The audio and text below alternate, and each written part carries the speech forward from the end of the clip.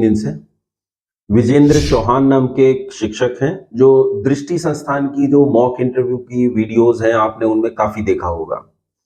वो मुख्य रूप से प्रश्न करता है, प्रश्न पूछते रहते हैं। वहां शिक्षक हैं, पढ़ाते हैं, यूपीएससी के बालकों को पढ़ाते हैं। वैसे वो उनके ट्वीट्स के माध्यम से पता चलता है कि वो एक निश्चित विचारधारा से हैं और एक निश्चित विचारधारा का नेतृत्व करते हैं, उसका उत्तरदायित्व वहन करते हैं आगे बढ़ाने का। हालांकि विकास देवी कीर्ति जी की भी कई सारे वीडियोस के माध्यम से उनकी भी विचारधारा ऐसी ही लगती है जैसी विजेंद्र चौहान जी की है, लेकिन चौहान साहब ने अभी जो ट्वीट किया है वो ट्वीट अद्भुत है। उनका कहना यह है कि खतरा ईसाइयत से या इस्लाम से नहीं है, खतरा ब्राह्मणवाद से है। तो ब्राह्मणवाद कौन सा ब्राह्मणवाद है जिसे ये ब्राह्मणवाद कहना चाहते हैं, आइए छोटा सा इसका समझने का प्रयास करते हैं, इसका छोटा सा विश्लेषण करने की कोशिश करते हैं। ब्राह्मणवाद का एक बहुत बड़ा ढोंग इस पूरे देश में फैला हुआ है कि ब्राह्मणवाद ब्राह्मणवाद ब्राह्मणवाद ने इस देश को खा लिया है, ब्राह्मणवाद ने इस देश को बर्बाद कर लिया है। और काफी ऐसे चिंतक जो देश को तोड़ना चाहते हैं, वो देश के एक बहुत बड़े वर्ग को ब्राह्मणों का विरोधी कर देना चाहते हैं।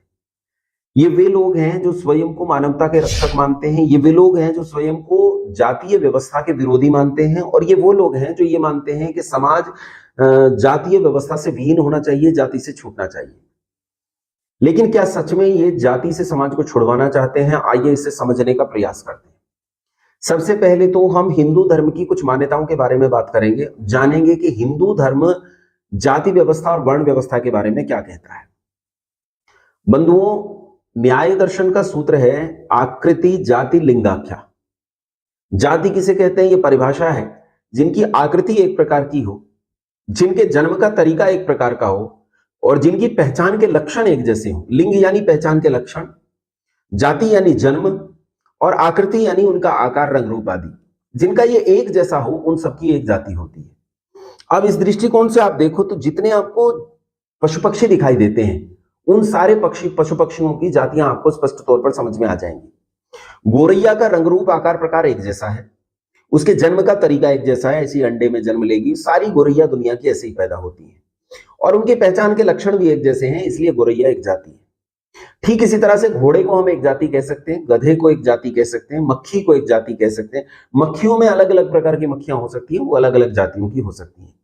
और इसी आधार पर देखें तो संसार में जितने मनुष्य हैं, हिंदू, मुस्लिम, सिख, ईसाई, बौद्ध, जैन, पारसी, यहूदी, बहाई, जितने हैं, इन सब की आकृति एक प्रकार की है। 2 आंख, 2 कान, 2 नाक, वही पूरा का पूरा अंदर का उत्सर्जन तंत्र एक सा, लसिका तंत्र एक सा, रक्त परिसंचरण तंत्र एक सा और श्वसन तंत्र एक सा, सब कुछ वैसा का वैसा है। तो आकृति सबकी एक है, पहली चीज।